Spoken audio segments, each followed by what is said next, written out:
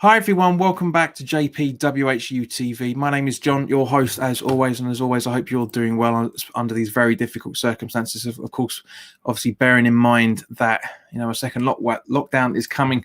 But as always, as you guys would have seen from the description, this is the live Q&A, only exclusively available on YouTube, on Patreon as of Monday evening.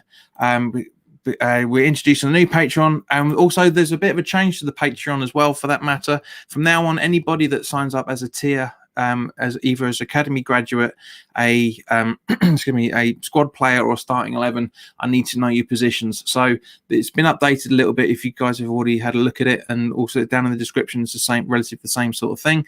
It does show that Wally World is our, I'm trying to remember what you wanted now, was it? Yeah, Wally World is our right back. Rick is our left winger, and introducing our right back, Mr. Andrew Miles. How you doing this evening, mate? You right? Yeah, not too bad, thanks. How about you? Good, not too bad for a Monday. Not too bad for a Monday. Okay, so first and foremost, mate, introduce yourself. Tell us about you and your love, stroke hatred, stroke disappointment with West Ham. The floor is yours. Yeah, my name's Andy. I'm 28. I live in Hornchurch in Essex, and been a West Ham, bred in by the family. As a West Ham fan all my life, so I've seen some ups, mainly a lot of downs. To be What was the last up? I can remember. The last year at the bowling, probably. Everything else has been. Mate, yeah, pretty much. Yeah, the whole family's West Ham. My aunt's husband's a Gooner, but apart from that, everyone, both sides of the family's West Ham. So whenever there's a big game, you've got everyone together cheering us on. Really, when I'm obviously not at the game, because I'm a season ticket holder as well, which I like. So yeah, no, it's good, mate. I'm not liking the current situation what the club's in, but the way I see it is that bad. I don't think it can get any worse. It can only get positive after a while. Please don't say that. There's only two things that can make it worse. No, that's pretty much it. It's I do miss going, even though the current situation, it's the social aspect, meeting up with people, meeting up with your mates, talking about the game after. It's just the day. You just write that, or apart from the a Sunday, because I work on a Monday, but I just missed a Saturday or a Friday night game where you can just, that's the day. Do you know what I mean? Exactly. All right. So first question that comes to mind, it's probably not the most obvious. Was your auntie's husband kind to you on Saturday evening? Yeah, I blocked him. No, I'm joking. No, he couldn't believe it. He couldn't believe how we didn't even get a point in that game. I'm still baffled like myself. I've done a couple of tweets to you as well. I just don't understand how two other penalties for less ball by the side have been given over the weekend, and ours hasn't. That's the only downside. I mean, let's obviously just quickly talk about it, because the game's still fresh for the pair of us. As I said, this has been recorded on Monday night.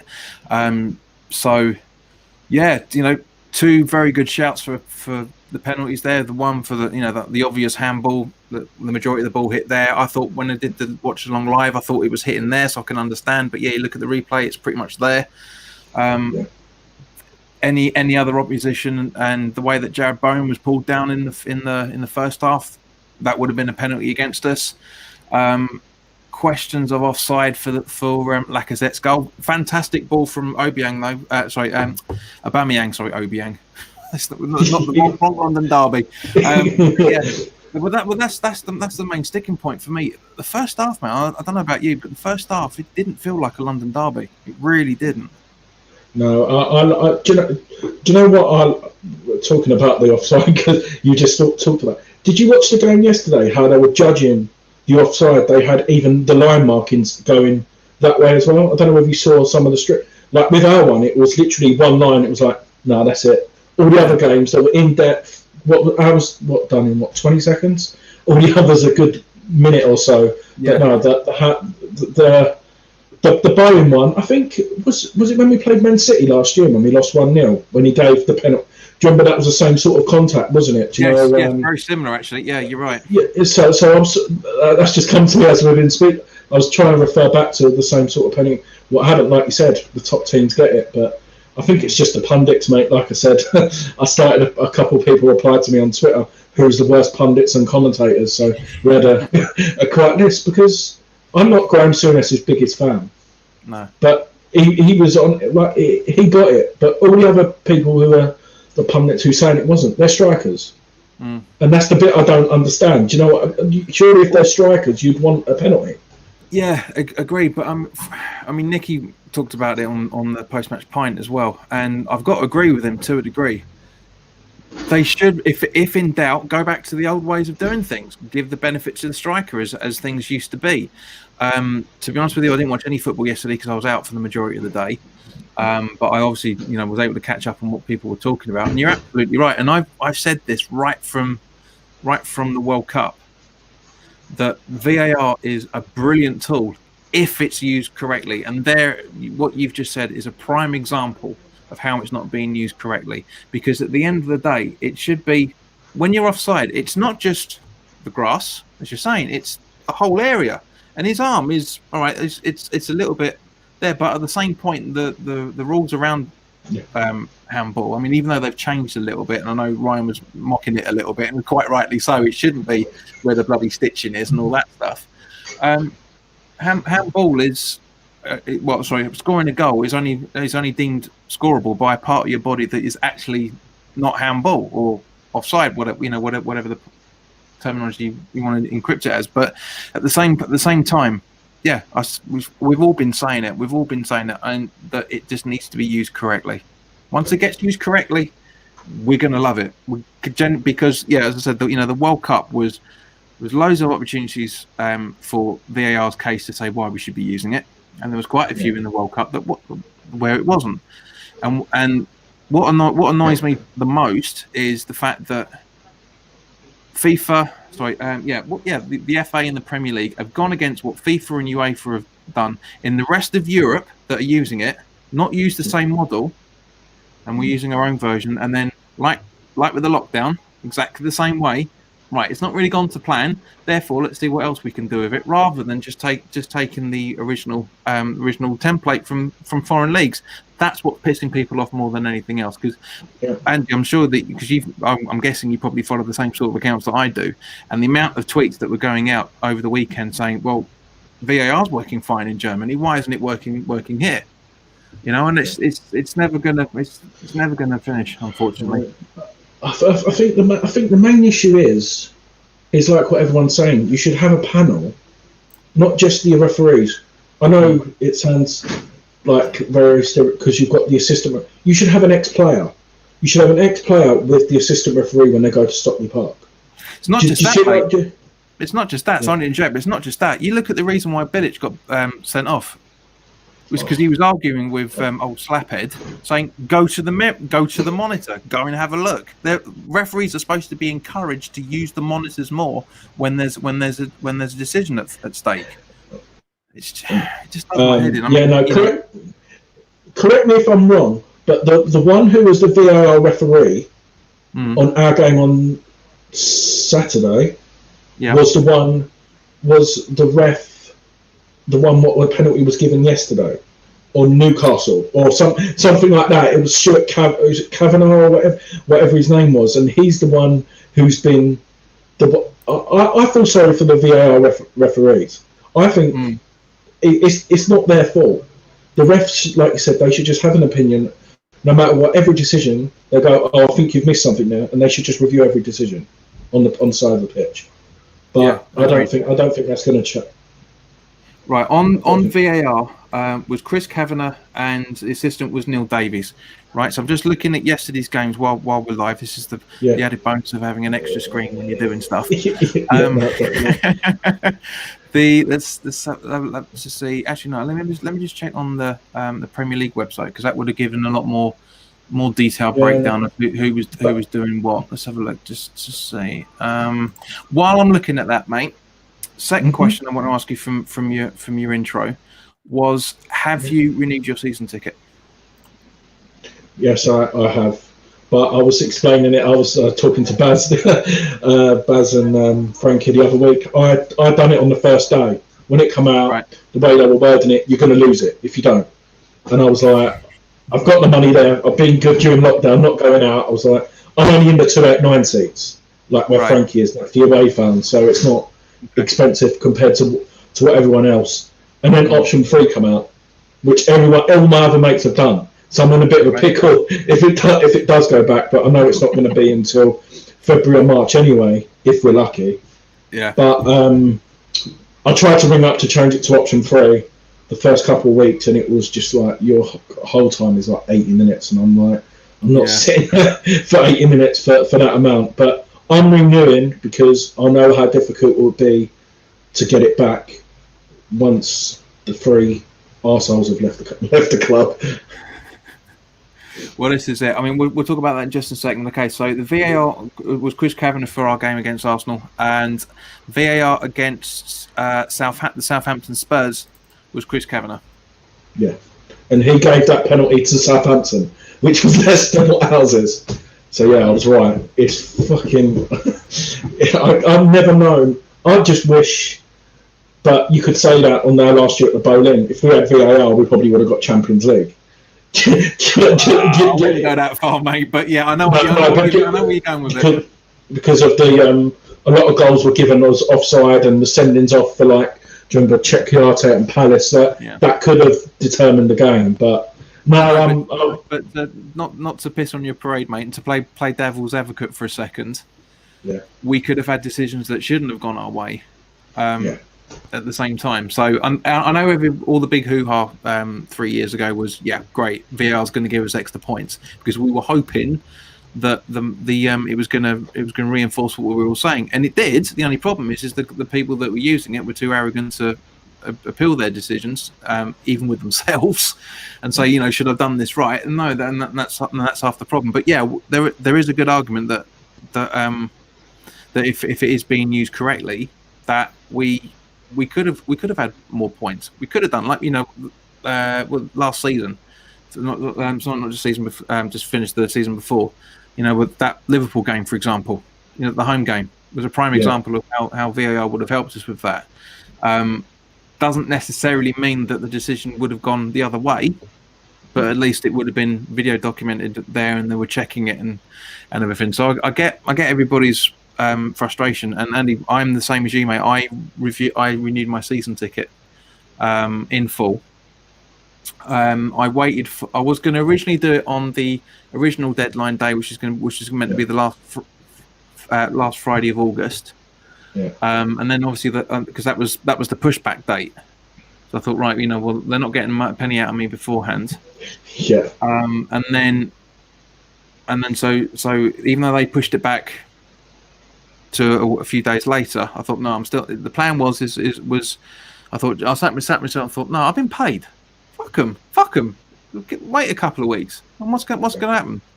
So did the same thing. Renewed on the Wednesday, on the Tuesday morning. Yeah. And then all the Grady Diangana shit broke. Yeah. And then I was just like, because I had both myself, obviously because it's my channel, Frankie, Marshy, and Bill from Garage Football, we all sat down and discussed the end of the season.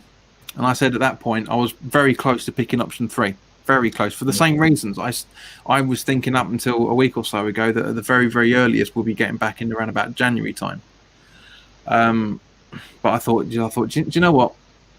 I'd rather just do it in full, and then just get the refund on whatever, because we might not get to a 70% capacity ever. We might get to 40 or 50 max, and I wouldn't miss the opportunity to watch the games.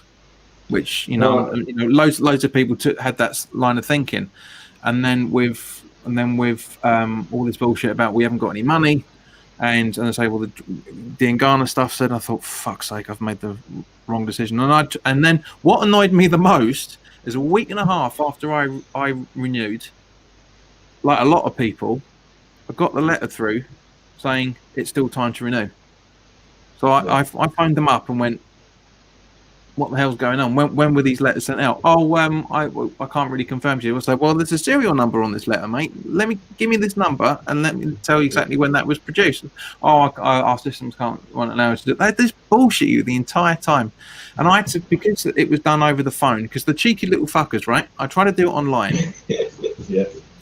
And so I used it with I used it with my account, and the cool thing about it, right, is the fact that the app that I use, I was paying with my Revolut card, and because I'd never paid through West Ham before, or before that it asked for a security check.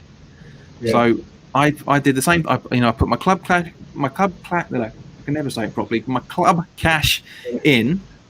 Yeah. With the option, and then it said, all right, well, you need to pay, was it 420 or whatever it was? Yeah. And then so I clicked on it, and it all had all the same breakdown. This is how much you're paying, blah blah blah. Clicked on it. Authorization for 625 quid. Yeah. And I rejected it straight away and got straight on the phone to the gits, and I just went, what the hell's going on here? Said, but no, it's all been shown fine. And said, well, sorry, it's not. I've got proof here that you're asking for the full amount when I've applied my club cash. The woman didn't ask me for what option I wanted, which I thought was a bit cheeky as well, for that matter. Yeah. But I was happy to pay in full anyway, because like as I just mentioned. But and then at the same point, I thought, okay, well, a few days came through. I said, right, there's no receipt yet. Blah blah blah blah blah. And then this letter came through. So I phoned them up. Like you said, we were talking about just before, the waiting time was like 25 minutes. I thought, well, I'm sitting here on my lunch break. I'm not doing anything else. I'm not hanging up. Yeah. And got through to him, and as I had that part of the conversation, I said, well, so because he said, well, it's been paid for. You can just log on the account and you can see that it's all sitting there. I said, well, why haven't I been sent a receipt? And the twonk had the audacity to say to me, "You paid over the phone. It doesn't generate receipts." I said to him, mate, your company, like every other company, is legally bound to verify a transaction you've made. Yeah. And they still haven't. I said, all right, well, I'll pass it on to get someone to send you a receipt. So mine was a bit different. So someone who I know down there, they were tweeting, and there was like the same thing, saying that they're getting charged full. And I was like, actually, thinking about it, it wasn't saying it was taking my club cash off. It was saying the full amount, and then I logged onto my bank, and my club cash got taken off on the payment. But even though it said it was weird how I don't know what system they've set up, but as you know, probably some of it's probably gone in their pockets as well, or whatever whatever scam they're trying to do. But no, it's just a disaster. Was it Tottenham? I think someone said Tottenham. Someone just had to pay their 30%, and they don't have to pay a thing until they'll add anyone back. I think is it. It's kind of like that from what I've saw, because what I've seen, because I did a bit of research before I talked about it when all the payment options were coming around. With Spurs, you can take the option free, because I'm guessing it's majority of the football grounds are doing it. Yeah. And you also apparently enter into a ballot as well, whereas with ours it's literally just 70% and that's it. So it's a little bit cheeky.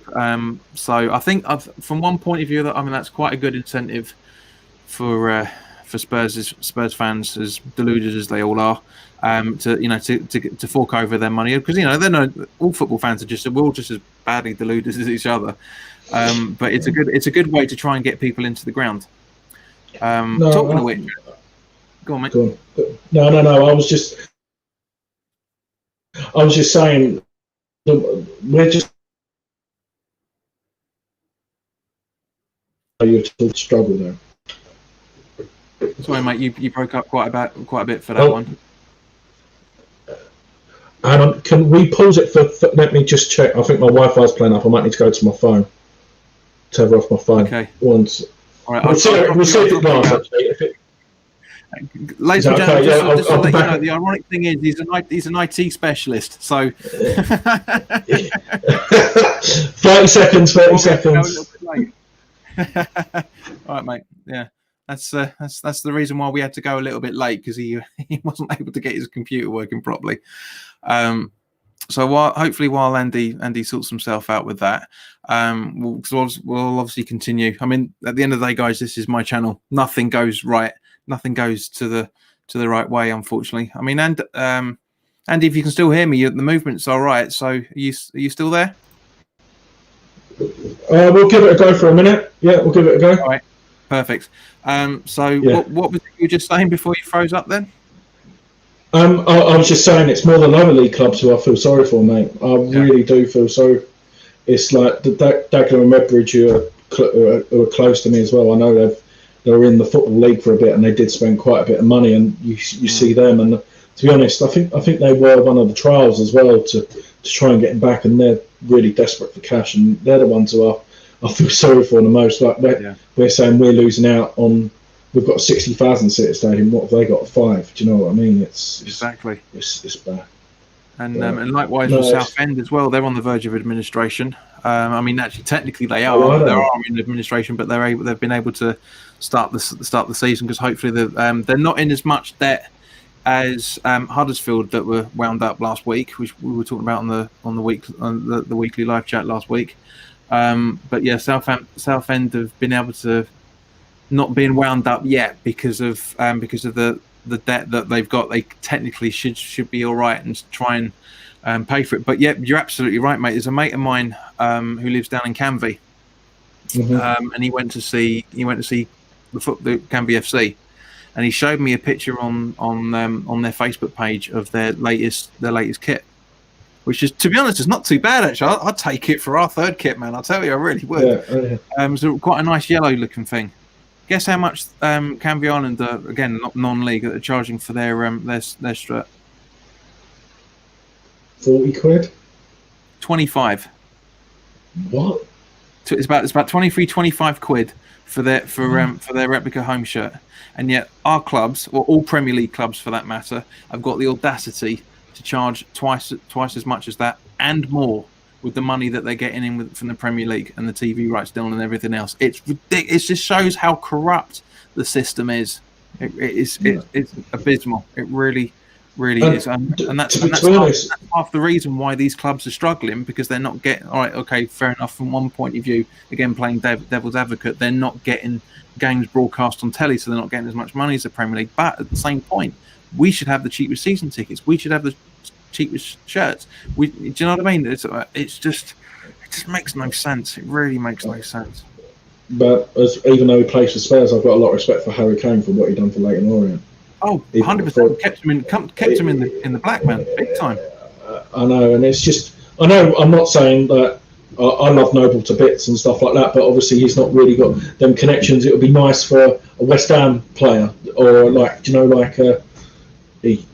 I'm just giving an example who played for us years ago, like Jimmy Walker probably would have done the same for Walsall, who he played for. Do you know what I mean? But with West Ham, all we've got now is a lot of players abroad, so we've not really got the English core who could try and save an old club who they played for. But no, I've got a lot of respect for that, and it's just, like I said, I was saying last week, I think maybe West Ham could, I know the under-23s have got a bit of a schedule, but maybe try and organise some games against lower league top, to when the stuff's over, like international break or something, to try and get them a bit of revenue. Do you know what I mean? Something like that. Absolutely, mate. I mean, this is you're bang on with that. Completely bang on. It's because at the end of the day, I know a lot of a lot of footballers, especially when it comes to international duty, but especially the England players, give their fee away to charities and all that sort of stuff. But you're spot on. And likewise with Marcus Rashford, with what he did with the food banks,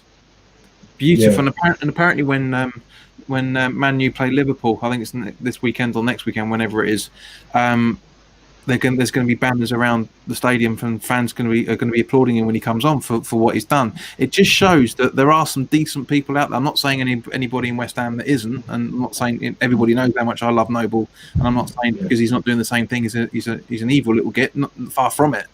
But you're absolutely right, mate. The especially with the wages that they're on and the property investment that Noble's on, as well, for that matter. He's not, he's not shy of a few quid. He could have been. He could have helped. He could have. I know that there was. We talked about it last week or so ago, where he's given 10 grand to the Basildon mental health charity that need 30 grand to get up and running. So that side of it, fine. Yeah, would have been good to see him. Bearing in mind he's a Canning Town boy, and Dagenham and Redbridge is not that far from there. You would have thought if it was me in the same financial position, I would have given a couple of weeks' wages down to the Daggers to try and keep them afloat as quick as possible. Well, it's not just even a couple of weeks' wages. It could just be like he could publicise it as well. Do you know what I mean? He'll go, oh, when we play next, so for example on the international break, because they might have a few people in the ground, he'll go, oh, me and I don't know, because Declan will probably be away, I don't know, Aaron Creswell, for example, we're going to go, even though they'll have a few in there, we're going to make a guest appearance. Do you know what I mean? Something to gesture in that way as well, just because to get more people who are a bit scared of going to go as well. So maybe something like that. Totally, man. I mean, again, Creswell's video that he did, was it that March-April time when he was talking about coming through from Tranmere and all the problems his family had and stuff. You'd think, again, he'd be one of the first people out there that were supporting the Newham food banks, that were supporting the Liverpool food banks and all that, but we're not hearing the bloody thing, and it's disappointing from that point of view. I can't believe how much Russ has raised as well. That's great. I know, he's doing some fantastic stuff and some very, very funny things as well. But there's. Are you going on? Have you been invited to it as a guest on these games? Not as yet, no. Yeah, I'm sure Russ will. I mean, Russ knows how I feel about the charity work because a few of us are trying to sort something out. I can't go into too much detail because nothing's been finalised yet. But there's going to be a big. But yeah, I know that Russ and a few other content creators and a couple of websites and whatnot we're all getting involved in sorting stuff out for that, so keep your eyes peeled for that. But it's going to be. I've got much respect for him because again, he did it off his own back, trying to sorted out the My Hammers 11 series of That's stuff. Great. Yeah, I love that stuff. That is just unreal. I just want him to get Paolo. I want him to get Paolo. That's the one player I want. I just want to let him say a couple of stories of it, and that would be hilarious. Mate, completely. I mean, because I don't know if you watched my one that I did with Ross, and it was about March, April, May time. It sounds easy when you to put an all-time 11, but it really isn't. There was so many players because Ross's rule on it is the fact that you take the players from your lifespan. Now, basically, me being born on the day we last won the FA Cup, I had 40 years worth of players to try and select. It's all right when these little millennials are about 16, 17 go on. They got easy time. Yeah, no, I was exactly like I was. I've asked Russ. I know he's a very busy man, but I said once he gets down, because I'm guessing he's got a list. I said I'd love to do it, but it's when I was even thinking about it. So I was born in '91. So I started watching West Ham probably when I was about 6 or 7. So I don't remember. The league started then, yeah. Yeah, no. So the one. It was just the golden year. After Harry left, that's when I sort of with Glenn Moder in charge first year when we started, and that's when I seriously got involved because it was actually on telly quite a bit, and it was just like the players then. It was like red card. It was just red card. But I loved him. Do you know what I mean? It's just them sort of players. And who was the? But if I had to pick, my favourite one who I was just gutted he left was Matty Everton. Yeah. If he just stayed with us for a couple more years, we've not. Well, I thought Grady was the answer. The next one we've had since then, but no, it's two very similar players. Good goal what he scored on Saturday very as well. Players, and it was heartbreaking when both of them went. I mean, we obviously understand the Everton situation to a degree, but from a purist footballer's point of view. It was hard to take seeing him, and likewise when like for example when Ginge went the first time round as well. When he went to Villa, and then obviously the second time round was even harder from that point of view given the circumstances.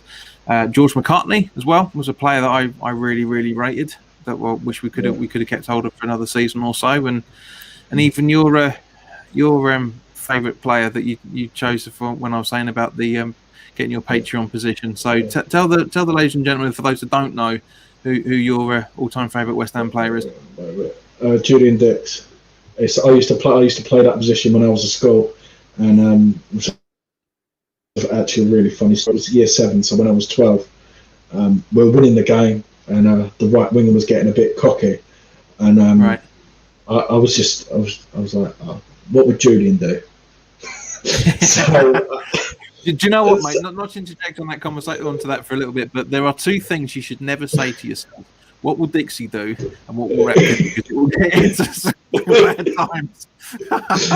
Go on. No, it was a corner. The corner was the start of it. It was just like the old, but it was the stamp on the toes, the accidental stamp on the toes as the ball was coming in. But the best one was, I think we were winning the game 3-1, and they were just giving the ball to him. The manager must have just said it because they were on the other side. And literally, it got to 2 minutes to go, and I was like, you know what, the game's won, and I took him out big time. Do you know, Joe, like Dixie would. Eventually, it's like 2 minutes ago, I took him out, and a few, because of my school in Barking, a lot of at West Ham, and he went, yeah, that was a Dixie tackle. So, but I was just gutted when him and Slav left, because I just loved his passion, even on the touch lines at the Boleyn, and he even now. I would love to hear his. Obviously, he can't because he's at West Brom. I'd love to hear a story of what he thought of the owners as well. But I think we might have to wait until they go. Because I think he was wrong.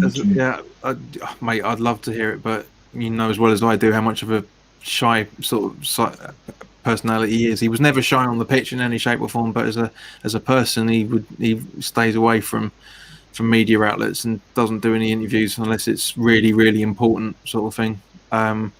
But yeah, no, I'd love to hear some stories from him. Really, really would. And also, likewise with Bilic, it'd be nice to hear his experiences from both sides of the fence. You know, as a player as well as a manager as well. And likewise, I mean, obviously, you know, quite a few people have spoken to Harry Redknapp about his playing days and his managerial days as well. But yeah, it's a tough time. It's a tough time. I mean, from a West Ham perspective, we've always had a tough time. We've never ever made it easy for ourselves under any circumstances. But we're talking, you know, to say we were talking about this earlier. You know, what else can go wrong? Well, there's 2 things that can go wrong. Unfortunately, there's literally that: we get relegated, and the money dries up, or we go into administration, which according to various sources might be coming around the corner. Bearing in mind we're apparently we're skint at the minute. I don't know, mate. To be honest, it's just. Like you said, I love X to bits. Like some of the stuff what he brings out, and I just feel sorry for him for the abuse what he gets. Oh, totally, 100%. It's like, what do you want? Like you're asking him for the starting 11, and then 2 days later he says something, and you're calling him a grass or whatever it is. I love him and Dave's podcast. They're the ones what I love to listen to on a Thursday or a Friday when they come out. But it's like, what do people want? Like if they like the Grady deal, I don't know how true what X is saying, but I know X wouldn't just come out and say that. But everyone's slagging someone else off. I think Moyes didn't have a clue.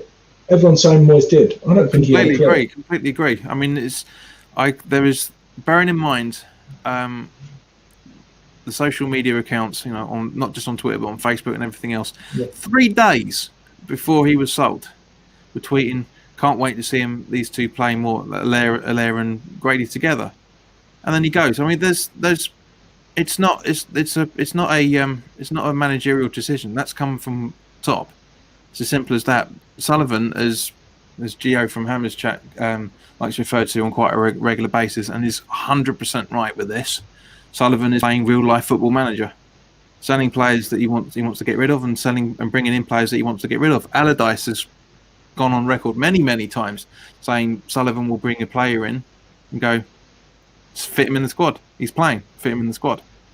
And there's a very good argument to say that there's a very good argument to say very possibly out of the starting 11, which are the players Moyes is picking.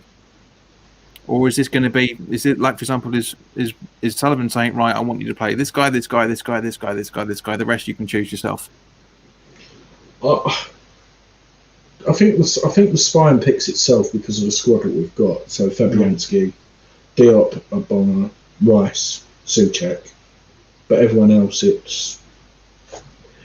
could be anyone. Do you know what I mean? It literally could be anyone, and I've never seen a situation like it.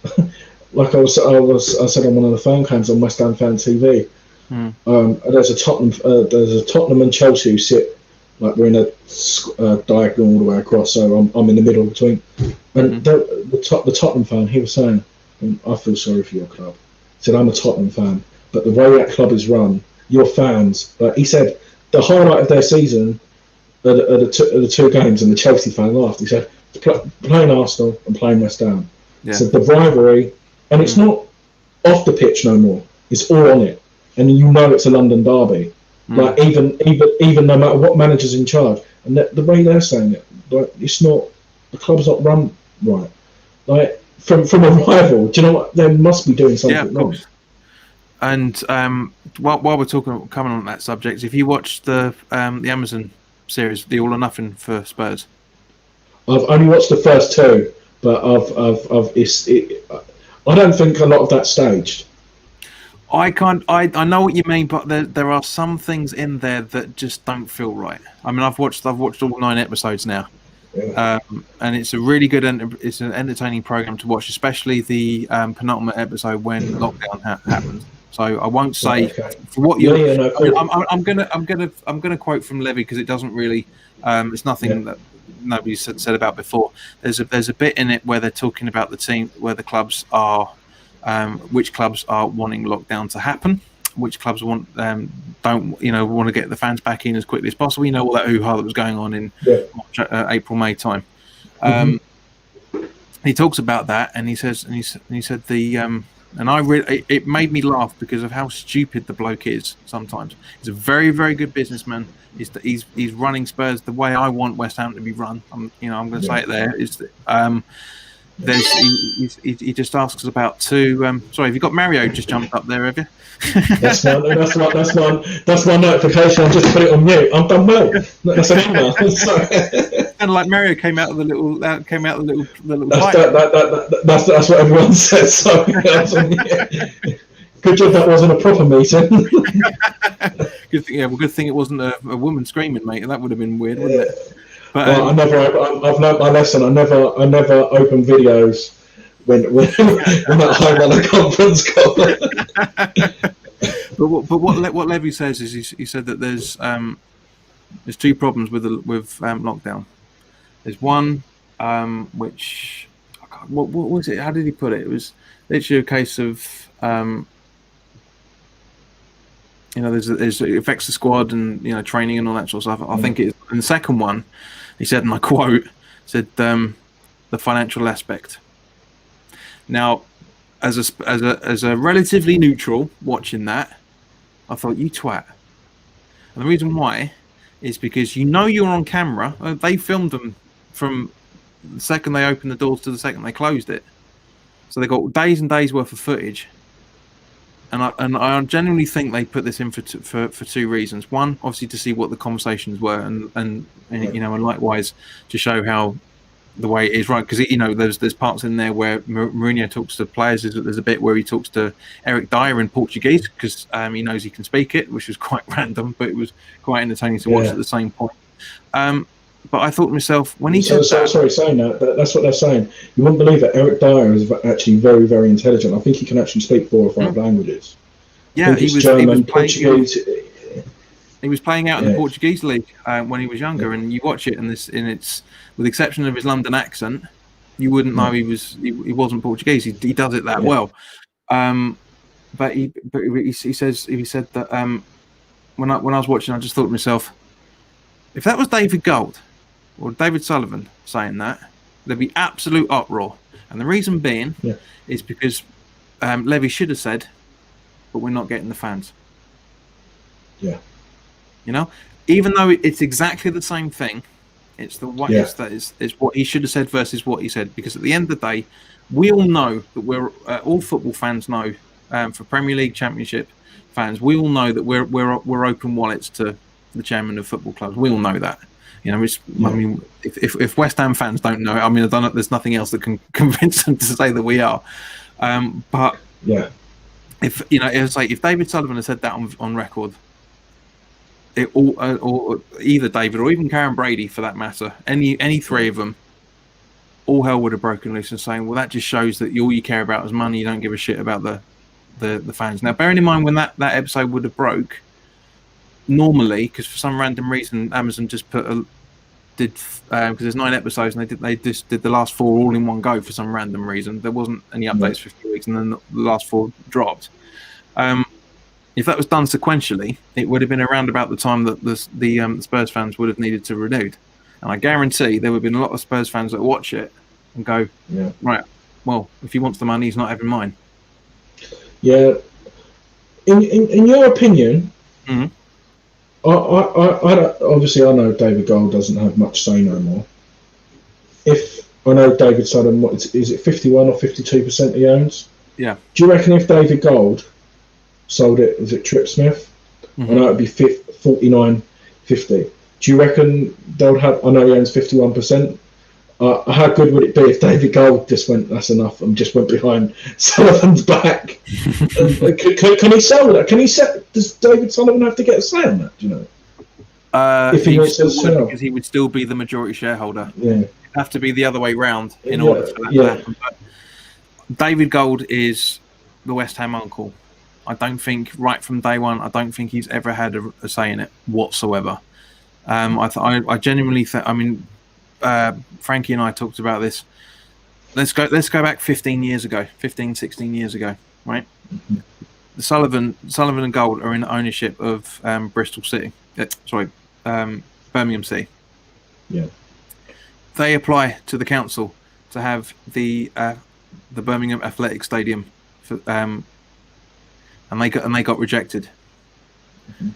Alternate universe. Their application goes through, and Birmingham City move to the Commonwealth Games Stadium, or whatever it was called. Yeah. Would we? Now, I'm not a board-in person in any shape or form, but you've got to look at this objectively. Yeah. If they didn't reinvest their shares, because bearing in mind, in the late 90s, early 2000s. David Gold and David Sullivan tried to buy shares at that point, and the board at that point went, "No, when you buy it, we don't want you anywhere near our club." Yeah. So, but a lot of people seem to conveniently forget that this is the second time they've tried to have shares. So anyway, going back to the point, there was obviously investors when the Icelandic banks crashed to be. To take us forward, because like for example, what's his name, the Formula One bloke, Tony. I know you mean Martinez or something like that. You know what I'm talking about. Yeah. There's a couple of other. I was want to say Tony Martinez was a bloody player for us.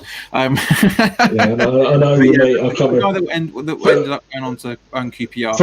Tony Fernandez. Yeah, thank you. Don't worry, I suggest you, Martin. Because obviously he didn't do as well as he wanted with QPR, and there's a couple of other consortiums around about at the time. If Fernandez had come in and bought West Ham, would he have been able to save the club in the same way that the two Davids did? Not sure. Regardless of what happened at QPR, so the two Davids coming in was right at the right time. Mm-hmm. It's just after that. I personally, actually no, I won't say what I think. Go on, mate. Give me your answer on that. What do you think? What could happen? I think their plan was they knew they wanted the stadium.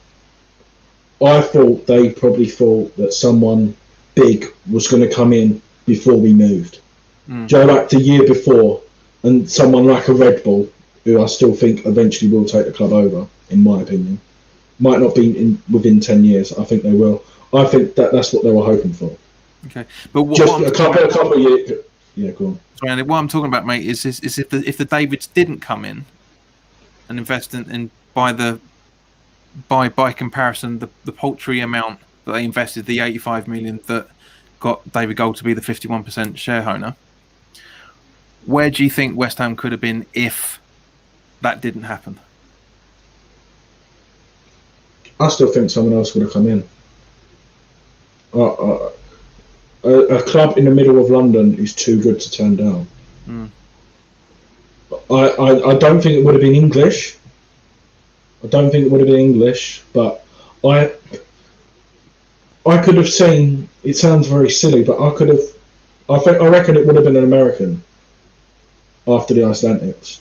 I think it would have been an American. I think it would have been like a basketball, like what we're linked with now. I don't think we'd be in this position. I think we would be in a brand new stadium, not even in an Olympic stadium. I reckon now, but. Okay, well, there you go, ladies and gentlemen. The very, very rare breed of optimistic West Ham supporter, because there's not many of us. The way I see it is, like I said to you off air, it can't get any worse. It literally cannot. It can't get any worse than what it is. I know you're saying like administration and all, but they would sell before we go in administration. I don't think they'll be that much of a coward, to be honest, because they'll lose out of what they've put in. They'd rather take 100 million more, say for example 200 million each, than fuck all. Yeah, I mean, from one point of view, they've already lost in terms of the investment due to the way that the financial fair play rules, which pretty much state the club has to be self-sustaining. So they can't put any more of their own money in other than what they did when they became shareholders. They literally had to once the rules came in, was it 4, 5, 6, 7 years ago, whenever it was, around about the time when we were doing well. Now, as I say, from my point of view, from thinking about it, and I hate to say it, I genuinely think that we would have been okay, but we would have done a Leeds at some point. We would have, or I'm not, we would have gone down to the Championship and struggled to get back up with different owners. But you never know. But as I say, as very, very as heavily critical as I've been of the owners over the last 2-3 years, they have done some things right. They had a very, very good plan. Bringing in Allardyce was the best idea you could possibly do. I mean, who's better to get you out of the Championship than that guy? Albeit we did it in the most money grabbing way of doing it, just cruising at January, February time, and then go. I guarantee either the two Davids went, Sam, we want the TV money from the playoffs. Try and keep us in the top 4, but not the top 2. And then all that sort of way, and then a year or so into the Premier League. Sorry to interrupt. Yeah, go for it. Where would you think would be if Allardyce was still manager now? I still think we would probably not be that much different than where we are already, because regardless of Moyes' tactics and Allardyce's tactics, which are relatively the same to a degree, because that's the instructions from the board. There would have been a lot more dissent if Allardyce had stayed on for longer than he was, because we were getting bored of the football. There's a very, very rare occasion that I boo anybody, but that whole game when Hull were down to 10 men and we just about scraped it, I was one of the people that shouted, was booing towards him. I do genuinely think our defence would be better than it currently is, but I still think we would be floating around 15th, 16th, 14th. Because Sullivan will be doing exactly the same bullshit he's been doing for the last 5 or 6 years. No, I think because Allardyce, if he still had, because I think he did have a bit of say, if he had that 200 million, we would have not that I've got an issue with it, but I think we'd have a lot more British hungry players. I know Moyes is trying to do that now, which I love. I love the fact that he's come out and said that, but I just think our core would be a bit more better. I reckon we could have got a Ryan Fraser if Allardyce was in charge, for example, because I'm not saying Moyes is not a good manager to work for because the players love him. But do you know what I mean? From the players you attract, they'll go, yeah, I've got to do a bit of a hard work, but we're going to be hard to beat. Completely. Which I think the thing with Allardyce was the fact that he liked to bring in flair players. I mean, all managers like to bring in flair players. They want people to be entertained. But he would have had flair players that could have fitted in 2 or 3 positions. Alex Song is a prime example of what I'm talking about. I loved him when he was with us. Sometimes he could play out on the wing. Sometimes he could be in midfield. Sometimes he could drop down to defensive midfield. Sometimes he could be attacking midfield. When you got a player like Alex Song, I know a lot of people got really pissed off with him, and I understand that. But as a football player himself, the versatility the bloke had, the flair that the bloke had, the technique that the bloke had was a perfect Allardyce style signing. Absolutely brilliant. And I really wanted him to be permanent with us, but obviously it never happened. But you need players that can jump around in the 2 or 3 positions. As one of the reasons why Bowen is such a fantastic idea, because his natural positions out on the wing, but he can play second striker. He can play in the midfield. He can play out on the left. You need players like that, and that's what Allardyce is well known to bring in. Just think a couple of years, just say Allardyce was still in charge. Can you imagine Alex Song, Rice, and Souček as a middle 3? Mate, don't. I'm going to have to get the Kleenex in a minute. Could you imagine the energy what you'd have with all 3 of them players? Yeah, it will literally be like that with an extra minute. That's what I'm saying. I mean, obviously, Song would have been too old to keep up the pace with those 2. But I know what you're thinking with it. No offense, I love Noble to bits, but he'd probably still be quicker than Noble. Even that's a bit harsh, man. Come on, it's a bit harsh. No, I love Noble. Yeah, no, that was a joke. That was a joke. that was a joke. But yeah, no, it would have been brilliant. that's the sort of defensive midfield stroke attacking midfield that we've all wanted ever since we lost Kouati, ever since we got rid of Obiang. Those are the players. I love Obiang. I love both of them. The only problem is it was clear that the tactics were changing that didn't suit these 2 players, which is why we sold them when we did, and likewise with Tompkins going off to Palace. Great player. Worst one I thought to sell. But agreed. But he was surplus to requirements because Bilic was trying to build something, and he was going for more of an attacking flair, which Tompkins still is. But I guarantee you, Sullivan went, no, we need a few million. He's on the fringe.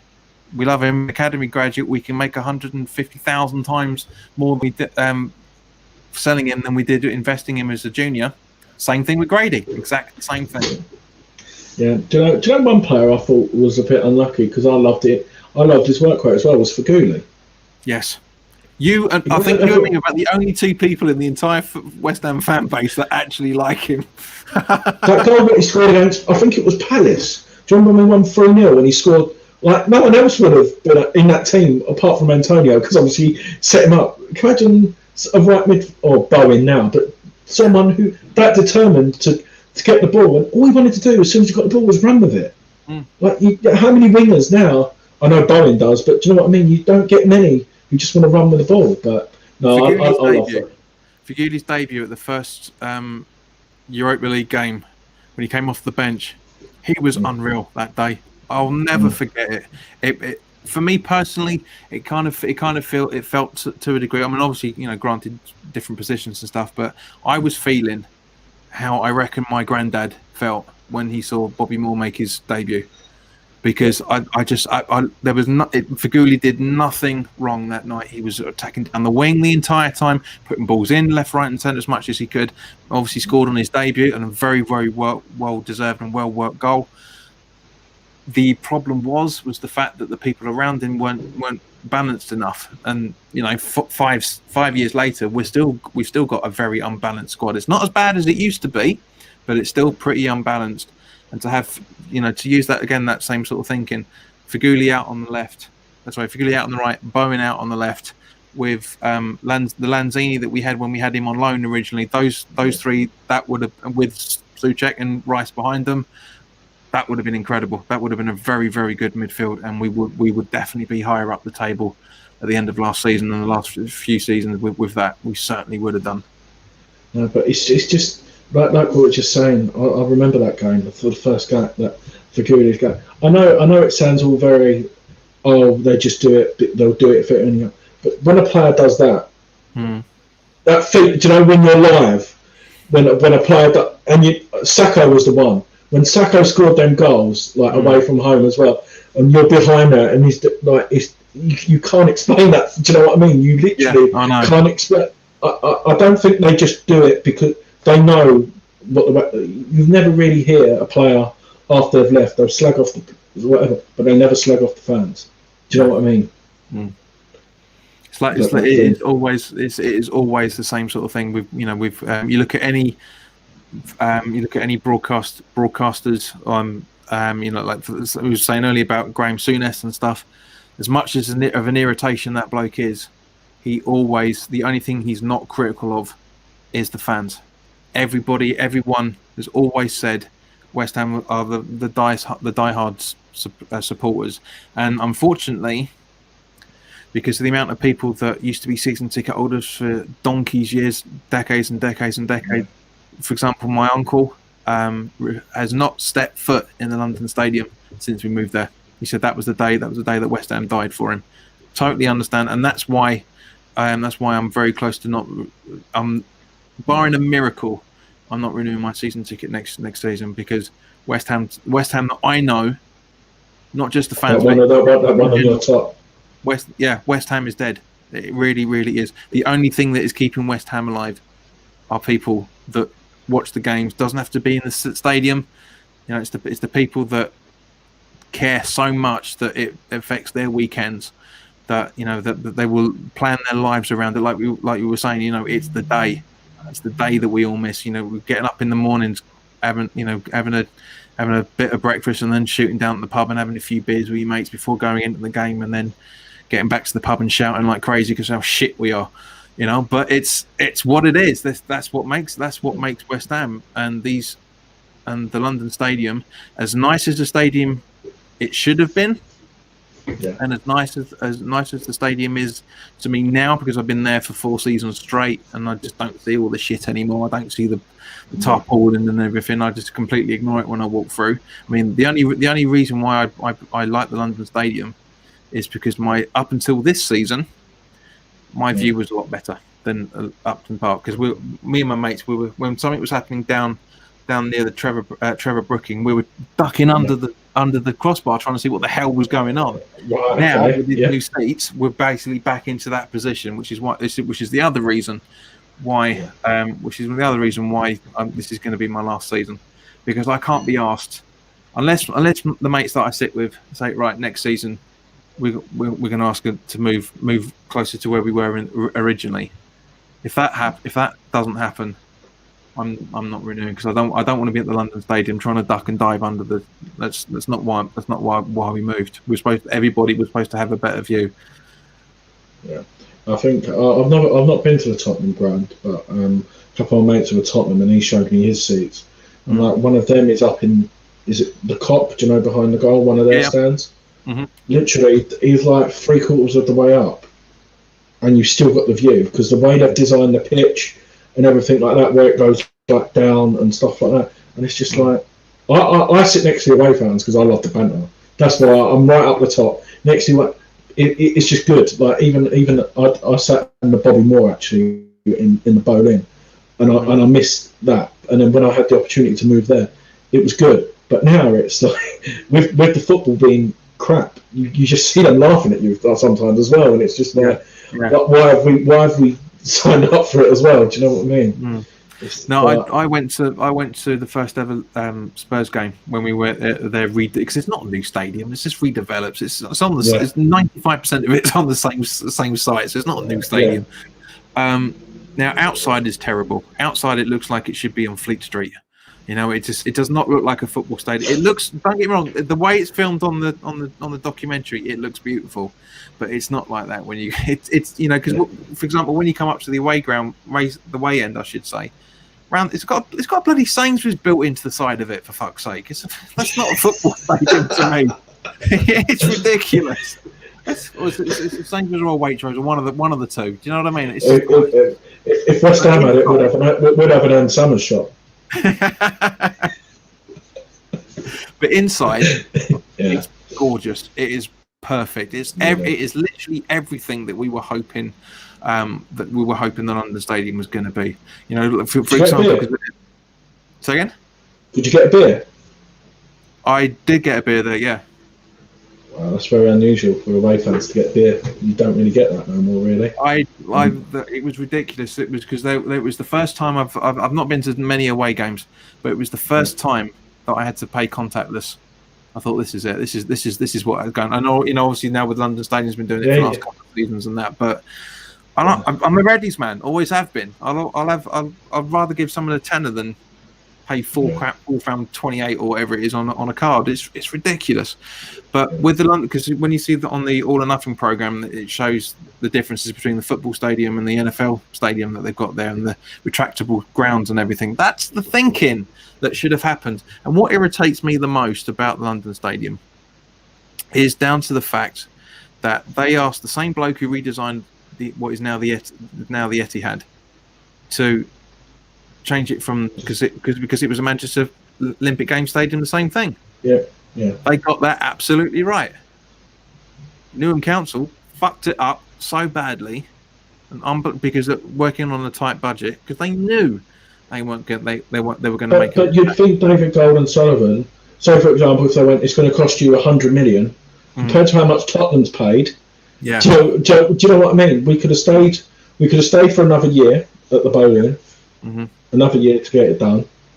But I would still love all that story about the bus garage. Sorry, changing it. I would have loved to have seen Upton Park all closed in. Can you imagine how good that atmosphere would have been? Oh, mate, it would.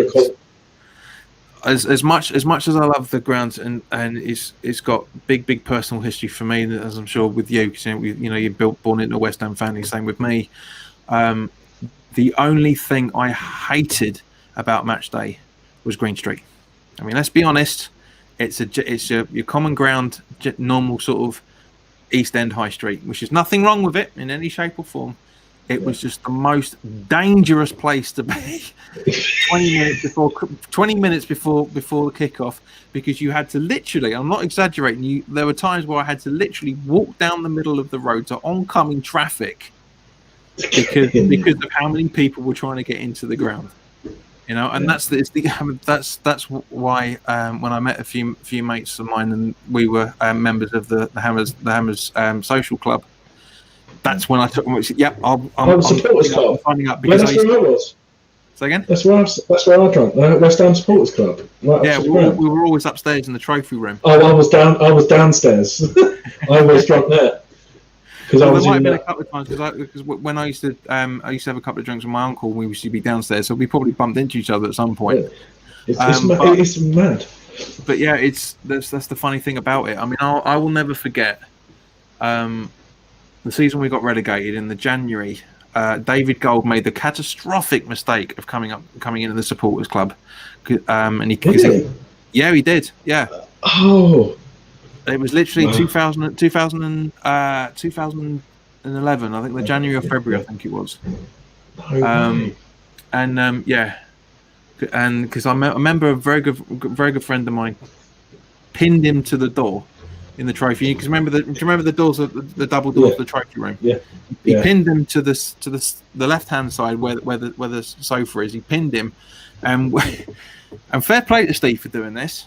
Because it was one of the games where it was a cup game the week before, where it was kids for quid, and Steve who was having a go at him because his dad Bill at that point was mid-70s, and saying, "Why are you letting these kids in for a quid when my dad, who's an OAP, has to pay full whack, blah blah blah," and just really went to town and but very very politely, and he said, "Don't worry, I know what you're saying, and I feel your pain.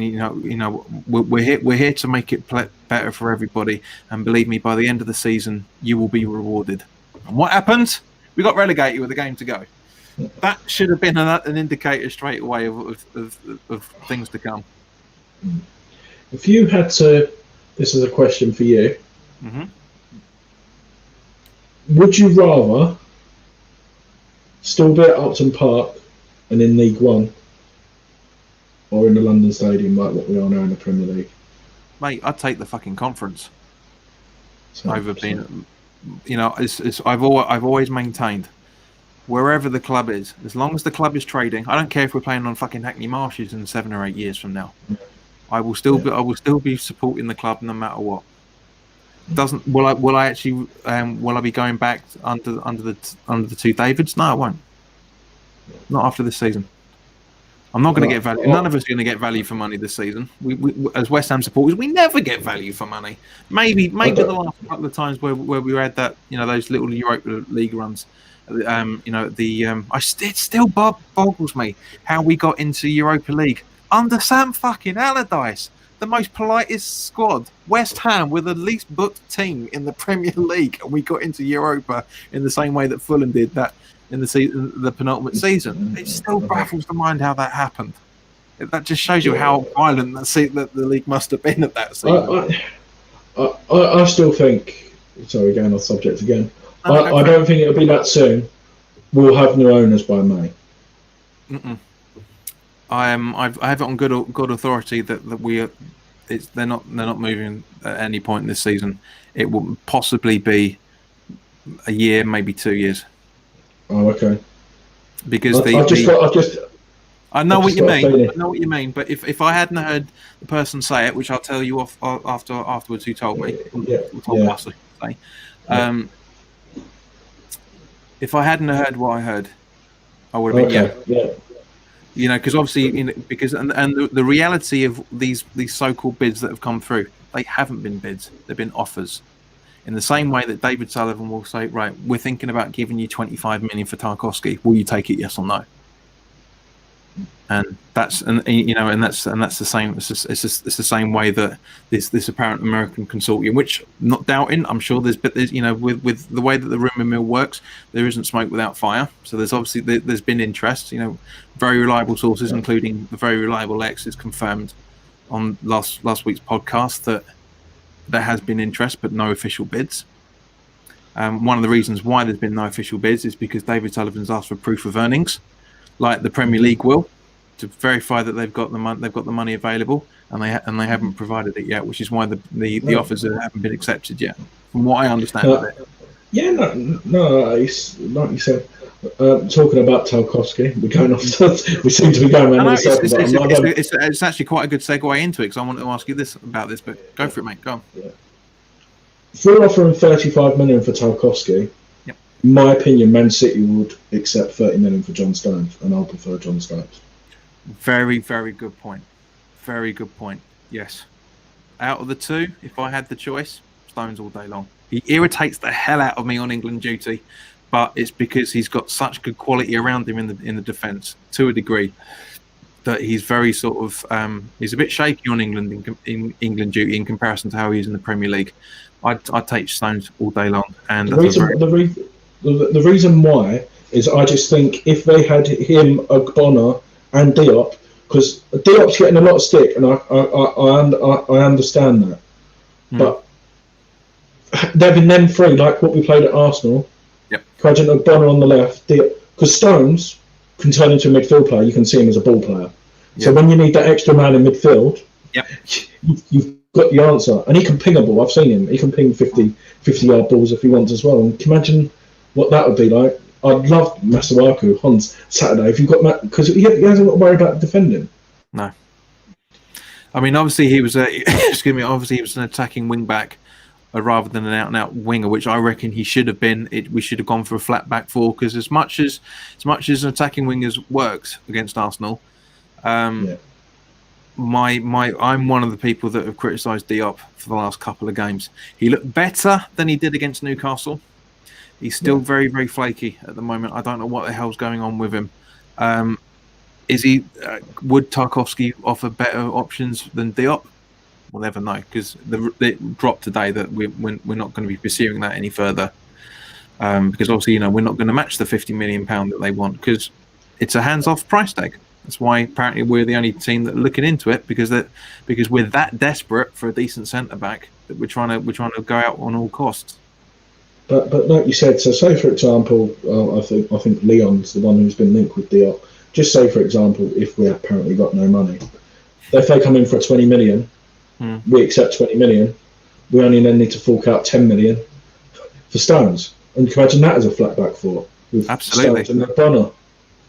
I would take that all day long as well.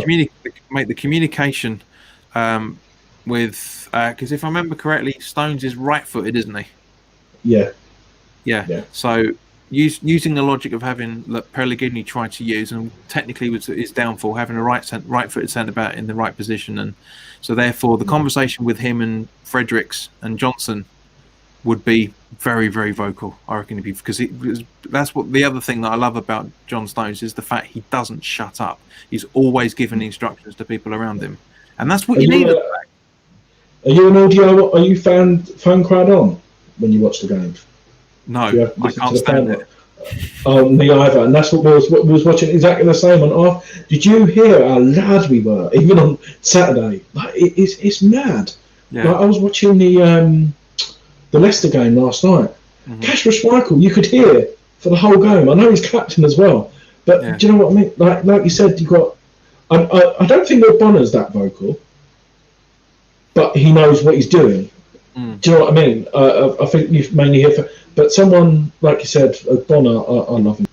I wish he got Hammer of the Year, but obviously, and Declan Rice got Young Hammer of the Year. But I just love Bonner's attitude, and like you said, having someone Stones. I would take Rico Henry from Brentford. Yeah, good shout. And the right back, I think we could suffer another year with Fredericks, but I've heard with that Sidibe, who Everton had on loan.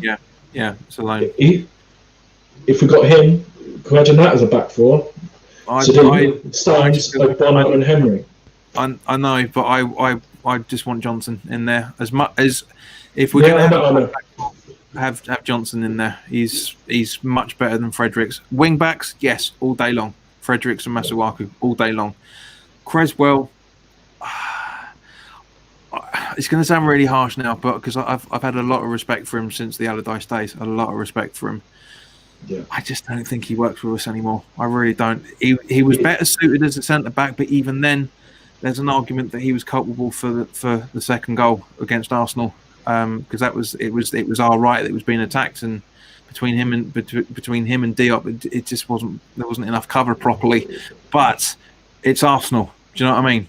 I was talking to Marshy earlier today. Yeah.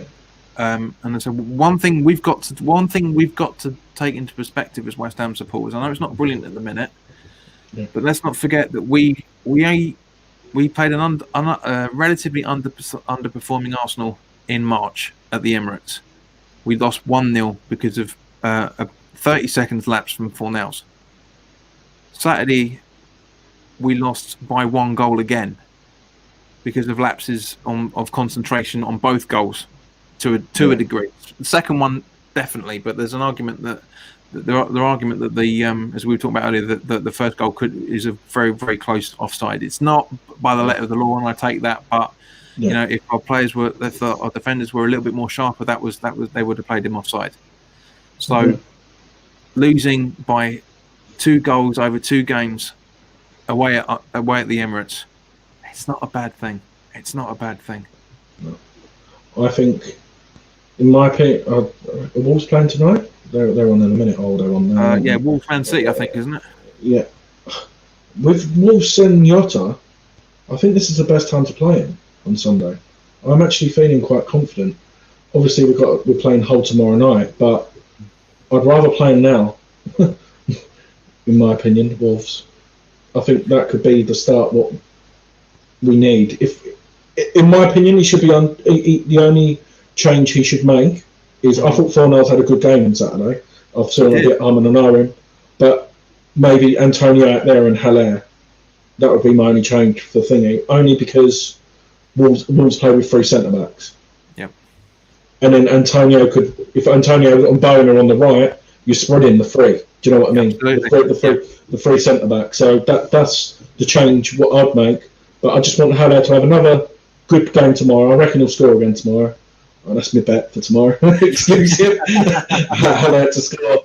I reckon we'll win 3-0 and Haller to score in time. That's my bet I'm doing for tomorrow. Right.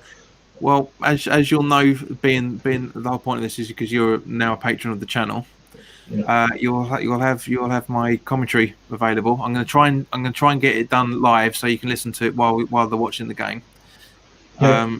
So I'll remember that. I've jotted it down. 3-0.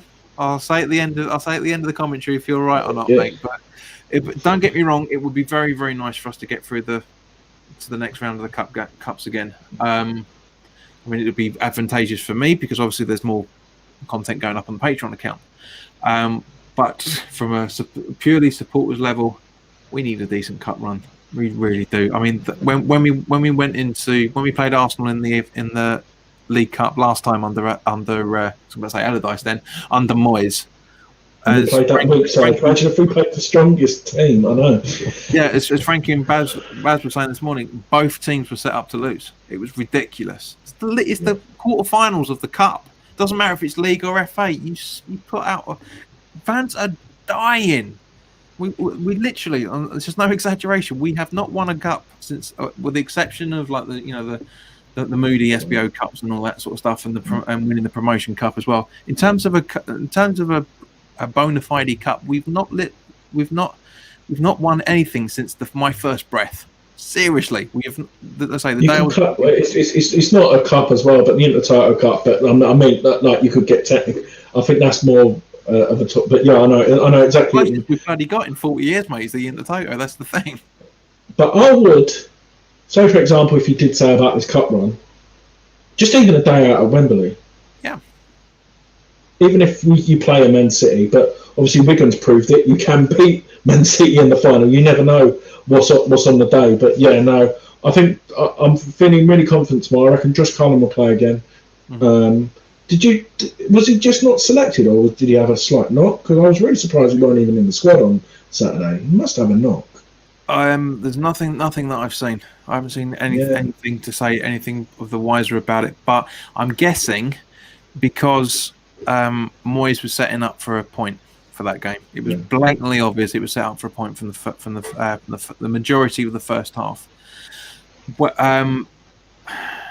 Cullen, yeah, I honestly, I kind of think to a degree, and I can't disagree with Moyes' thinking on this.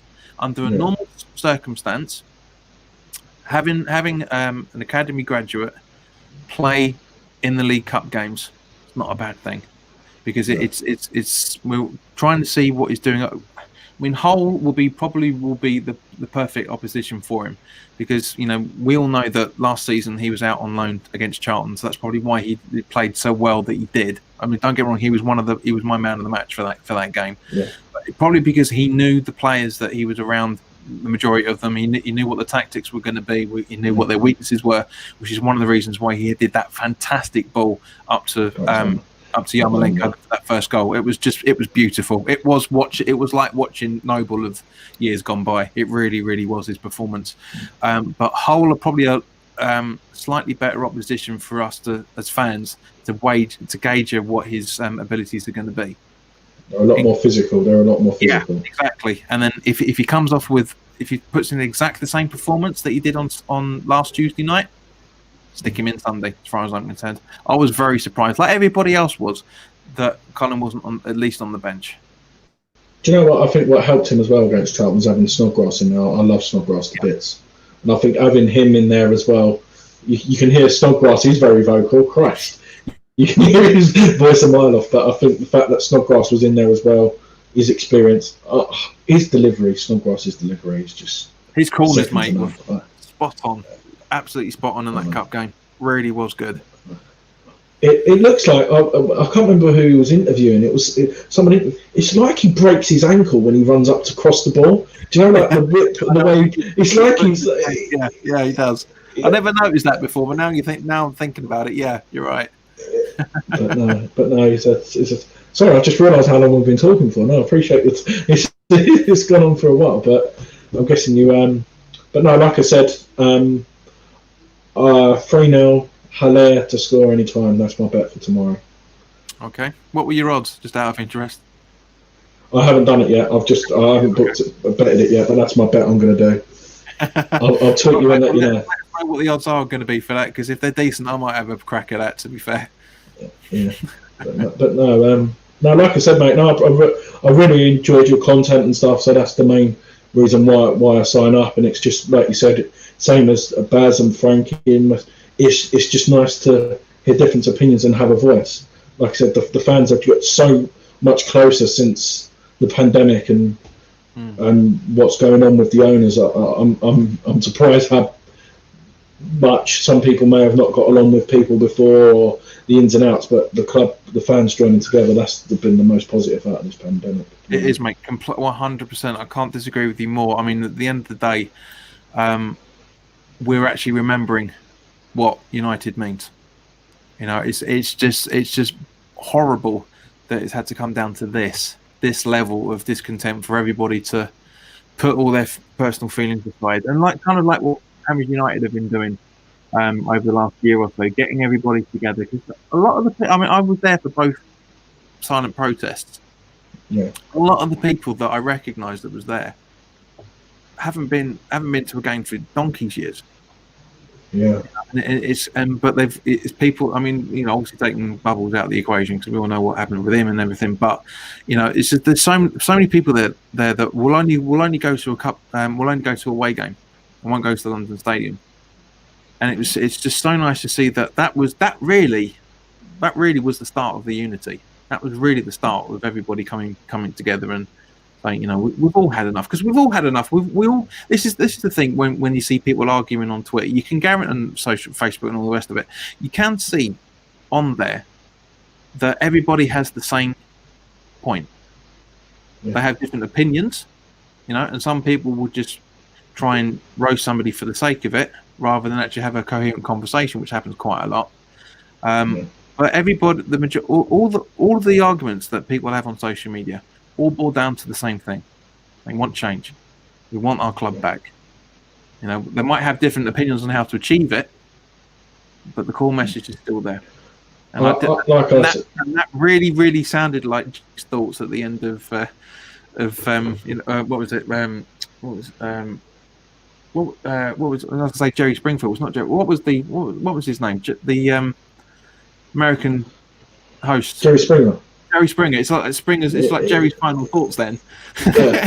No, it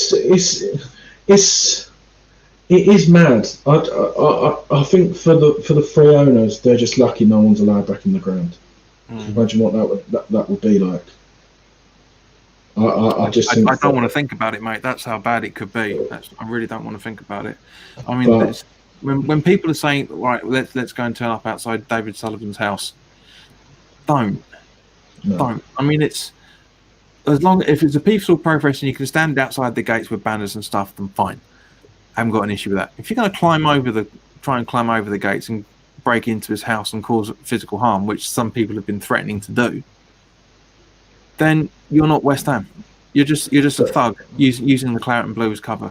But that's like me falling out with an employee and someone, instead of talking it out at work, someone coming outside my door. It's the same thing.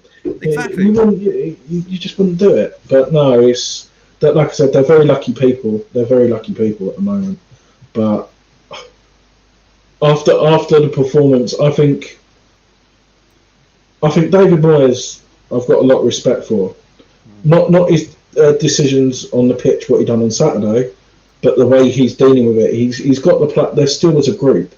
You can tell they're still fighting for the. I know Newcastle wasn't the result what we wanted, but maybe that's a blessing in disguise. That was an awful performance. But I think that woke them up. And I think the real test will be now is you say, oh, we always turn up for the big teams. I'm not saying Wolves isn't a big team or Hull isn't. Every team in the Premier League is a big team now. And I think that's.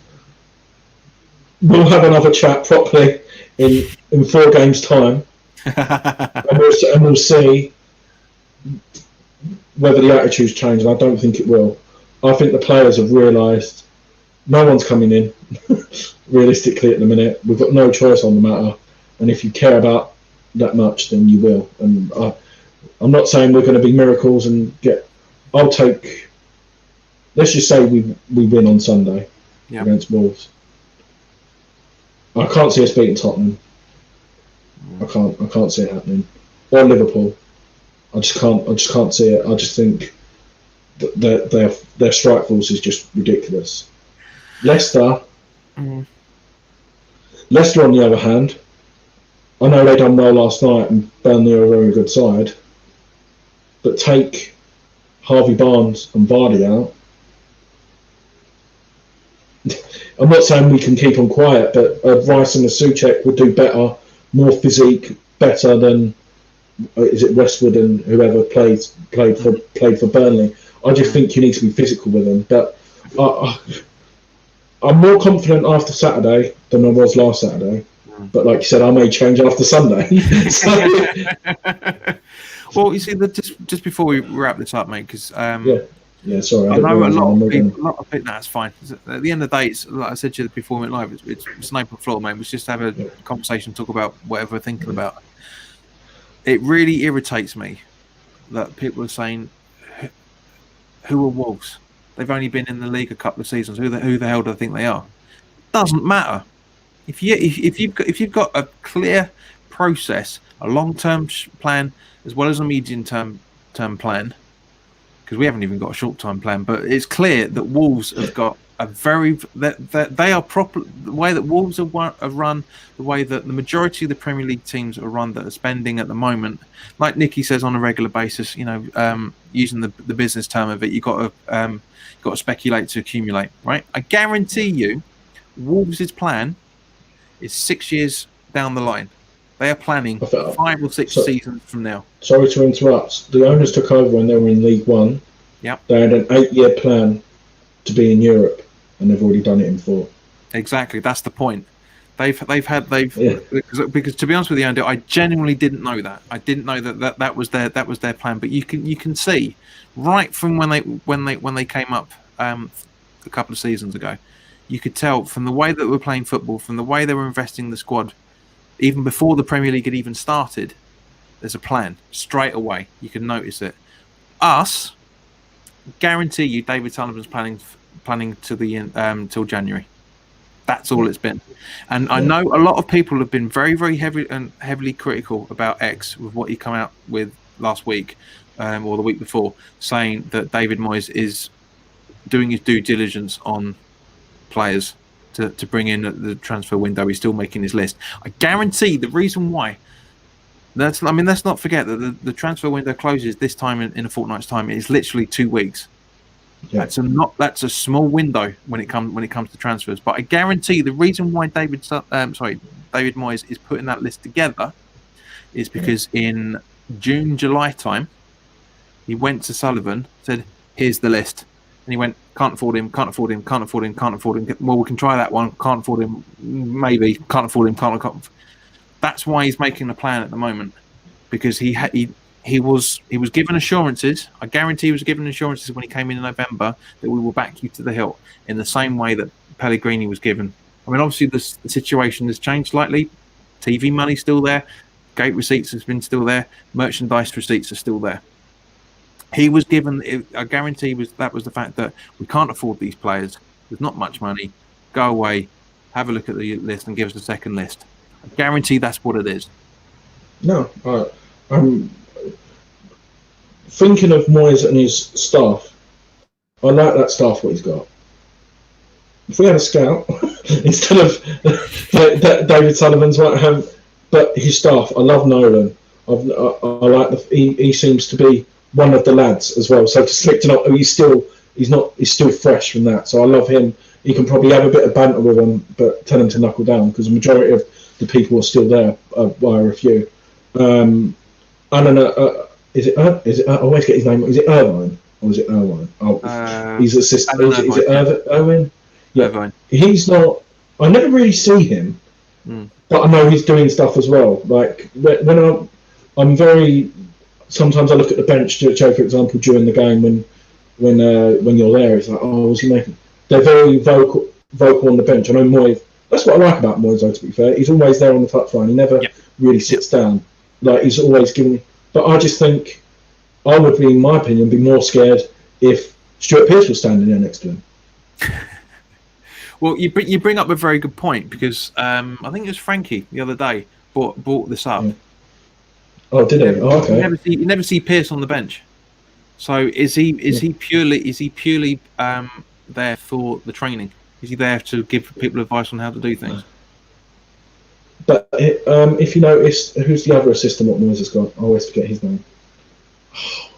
Nerva, is it Nervin? Nervin? Paul Nevin. Yeah. Sorry, Paul Nevin. Paul Nevin. He's got an earpiece, so maybe Stuart Pearce is in the crowd. Maybe, possibly, if there was a crowd. But yeah, I know what you mean. I know what you mean. I would love Stuart Pearce there with Moyes. I know I'd be, but I would be. That's what you're saying, though. Maybe Pearce isn't there because I wouldn't want to walk into a dressing room. I don't think Paul Nevin's going to need an earpiece because you can hear Piercy wherever you are. if he was singing in the crowd, he wouldn't need to shout down at him. He'd be able to hear him clear as a bell. But as a player, I would be shit scared walking in at half time if we were playing shit with Stuart Pearce in there.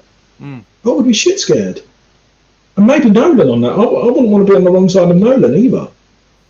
But do you reckon Moyes is a shouty manager, like in the dressing room, or do you reckon he's a bit calm? I've got a funny feeling.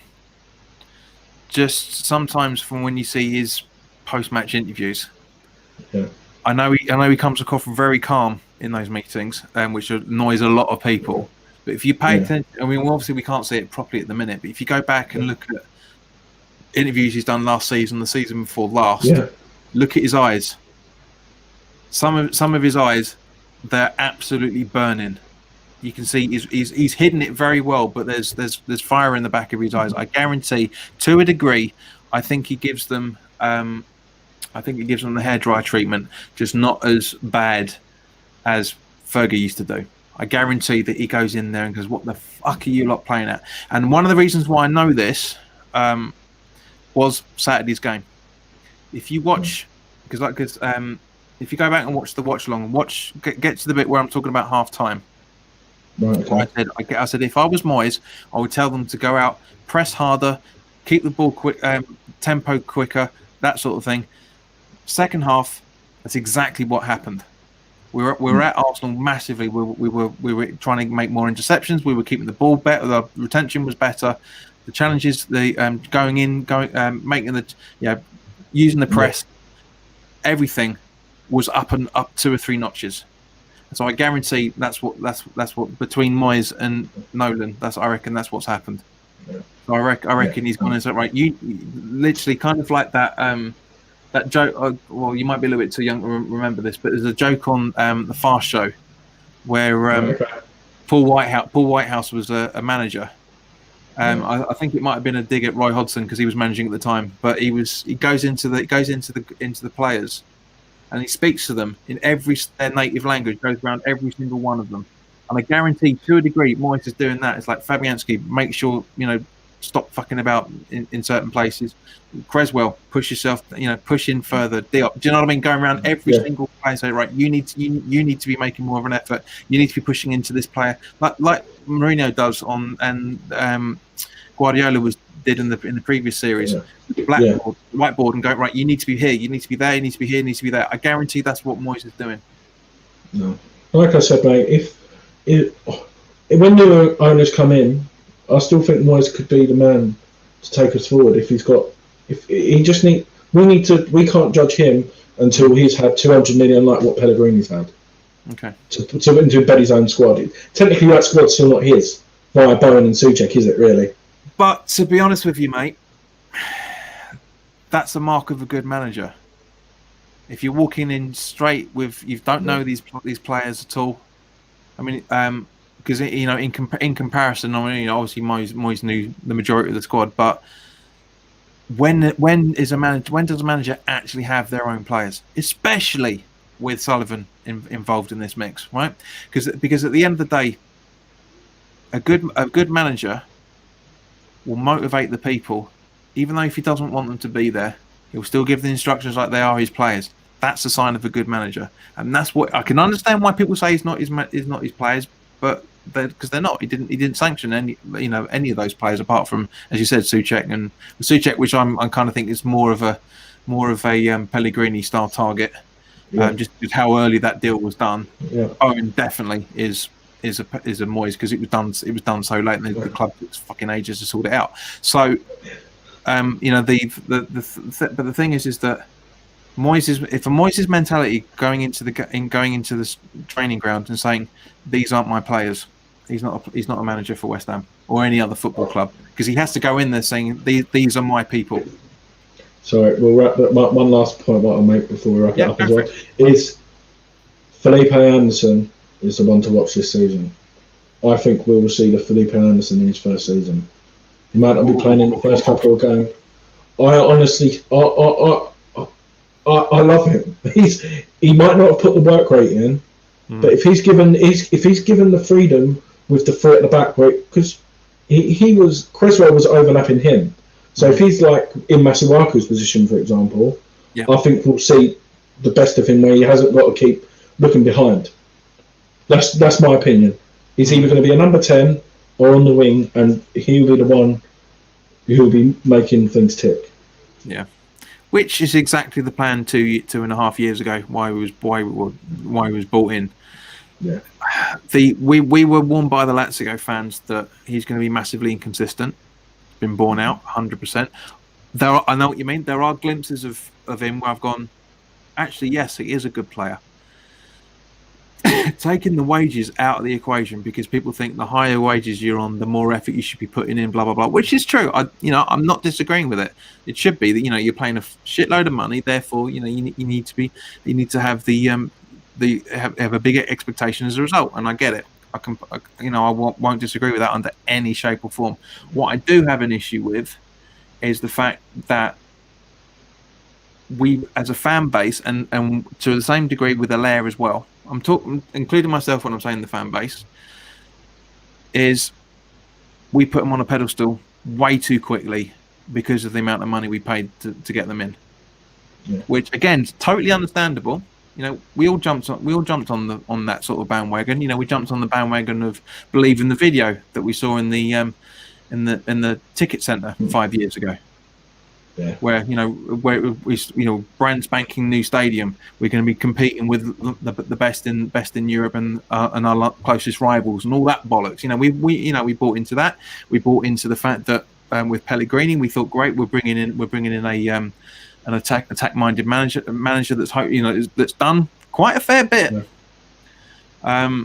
And likewise with Anderson, when you see his highlights reel. I mean, even his highlights reel, he doesn't look all that much brilliant, but he does. In the highlights reel that I saw when the rumours started floating around, he's got a decent right foot on him, which is why I've always said he needs to be out on the right rather than out on the left. And likewise when Allaire came in, all that stuff about him with Jovic, or how you pronounce it. Yeah. We take a player from the Frankfurt who is playing in a 3 up front and sticking up on his own, and people wonder why it hasn't worked. It's just you can only chuck what's in front of them. Yeah, but no. Like I said, mate, sorry, we've gone on a lot longer than what we said, but no. Yeah, no, agreed. Well, just to final wrap up on that, as the old cliche goes, you can only beat what's in front of you. So if we can't get firstly, I said when the fixtures came out, I said that I said by the end of October we'll have no more than 4 points. I said a point from September and 3 from October. I want to be proven wrong. I want us to get more than 4 points by the end of October. But the fixtures we've got coming up, it's not going to be good. But guys, anyway, Andy, it's been an absolute pleasure to talk to you, man. I guaranteed if we'd have started this broadcast at lunchtime, we'd probably still be talking now, because there's a lot of stuff that everybody wants to talk about. But yeah, it's been an absolute pleasure. It's been really good to talk to you, mate. It really has been good. Yeah, no worries. No worries. Take care, mate. Speak to you soon. Yes. And guys, thank you very much for watching. As I said, for those that are our Patreons, I mean, obviously this will be going out live on YouTube Tuesday evening. For those that are on Patreon, come join the chat. on the Patreon account itself for the commentary that I'll be trying to do live. If it can't be done live, it'll be uploaded straight away after the game for the League Cup game.